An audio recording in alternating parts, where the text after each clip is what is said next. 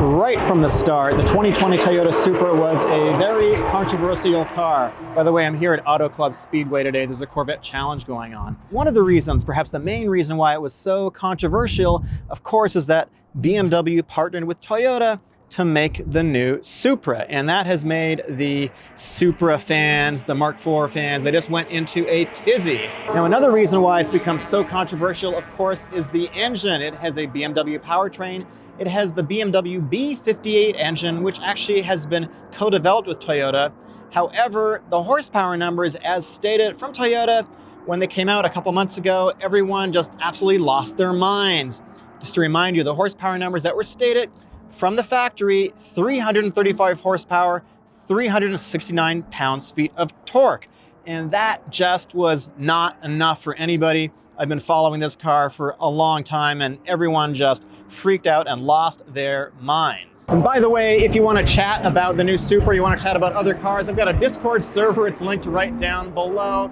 Totally free. It's a really great community. I definitely recommend you come and hang out with us. Of course, the Mark V Supra has a lot to live up to. I don't know if it can live up to the Mark IV, which has sort of reached this legendary status, of course, because of the Fast and Furious. But what also makes that car super legendary is the 2JZ engine. Now, if you look at the horsepower figures from the Supra Turbo in the late 90s, it was making only, I say only, 320 horsepower and 315 pounds-feet of torque. And when you compare that with the numbers from the new Supra, the A90, everybody just lost their minds because, hey, it's only 15 horsepower more. That's not enough. Now, of course, there's way more torque. And just for reference point, in the 80s, or rather the 90s, when the Mark IV came out, the 0 to 60, the fastest that was recorded, at least by all the magazines, in a stock form was about 4.9 seconds.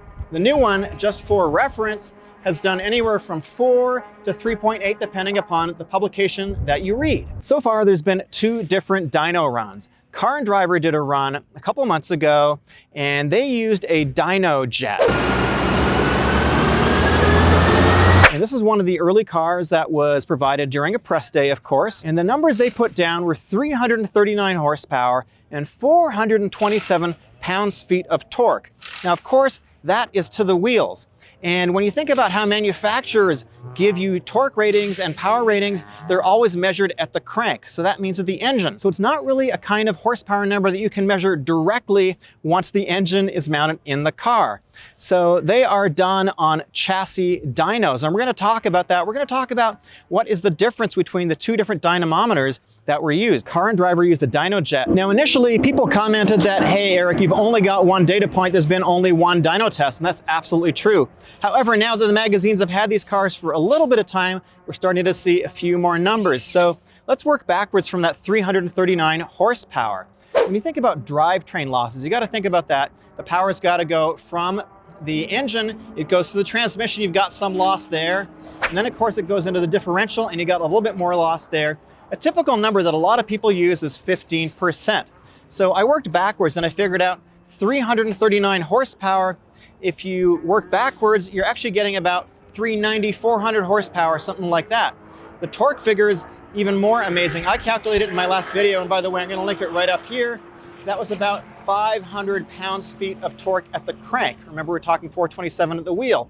So clearly, this car is making a whole lot more power than Toyota has been stating up to this date. So now Motor Trend has done their own dyno test, and this time it's on a Mustang dyno. It's in Torrance, California. Different dyno setup, they're getting different numbers.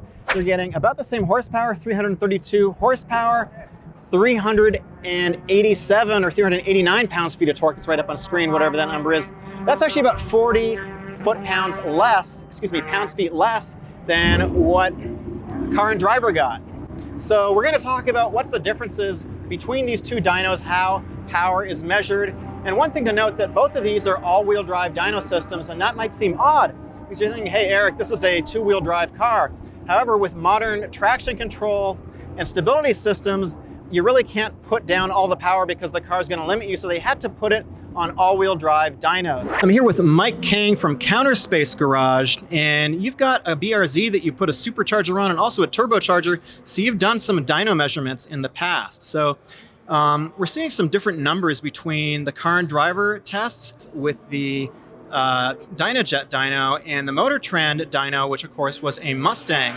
So what do you attribute the differences to? Well, there's a couple different things in factor here, but the biggest thing that I noticed is the car and driver dyno spools up the turbo earlier. You'll notice they put down a much bigger torque number, and it's because the turbo is spooling earlier, and at a lower RPM, you're always going to read a higher torque.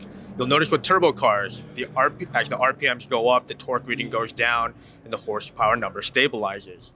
You take the two graphs, and if you overlay them, you'll notice from about 2,500 RPM and up, they're almost identical. The biggest difference is going to be that big torque number because Motor Trend has their car spooling at about 2,500 RPM. Car and Driver has the car spooling just over 2,000 RPM. The two dynos read almost identically. They're both all-wheel drive dynos. One's a Dynojet, the other's a Mustang. But all in all, it shows that these dynos are both ultimately reliable, repeatable numbers.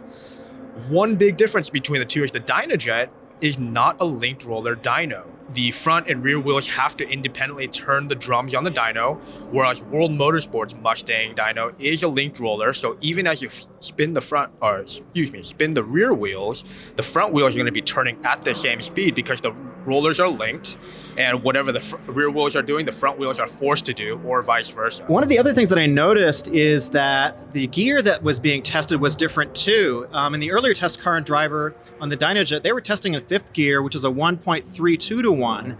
And on the Mustang, it was a 1-to-1. They were in sixth gear. Is that going to affect the torque figures, this gear multiplication? Yeah, that's a good question. Sixth gear is a 1-to-1 ratio, but I'm curious about what Car and Driver said. They said they weren't able to redline sixth gear. Maybe these are pre-production cars, they're press cars. Maybe one had a different limiter or governor from the other car.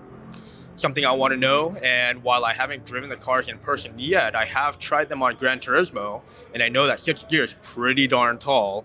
I think the street cars won't be able to hit they'll be able to hit top speed in sixth gear and not be able to redline before they hit the governor. A taller gear will always put more load on the engine. It takes longer for the rollers to ramp. So you're always going to get a higher reading in the tall gear unless you're just doing a long pull. And that's something where a Dyno pack, for example, where you can control the ramp rate, is going to equalize that. Whether you do second, third, fourth, or fifth, or even sixth gear, a Dyno pack will always read the same if you're running the same ramp time. So if I'm tuning my own car and I'm doing different mods to it, should I be sticking with the same dyno, or does it really matter? Because you talked about these dynos having fairly similar numbers, but if I'm tuning a car, like what's the best approach to doing that? My recommendation is always to use the same dyno. Get a before and after number. A lot of people fixate on the number itself, but I don't really care about what the number is. I care about what the performance gain was. If you went from 100 wheel horsepower to 150 wheel horsepower, that's a 50% gain. If the same car on a different dyno did 120 horsepower and went to 180 horsepower, you didn't magically gain 30 wheel horsepower by changing dynos, you still have a 50% gain.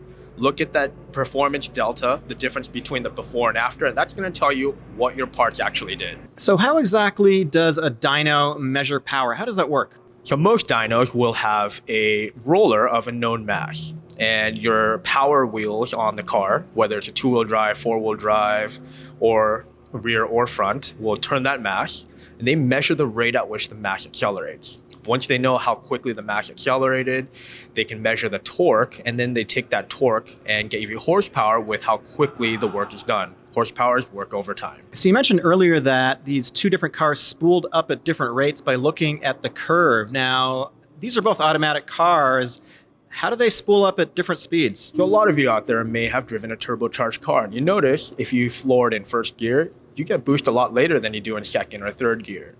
These cars are all being dynoed in a higher gear, and sixth gear is always going to spool faster than fifth gear because you're giving the turbo more time to spool up.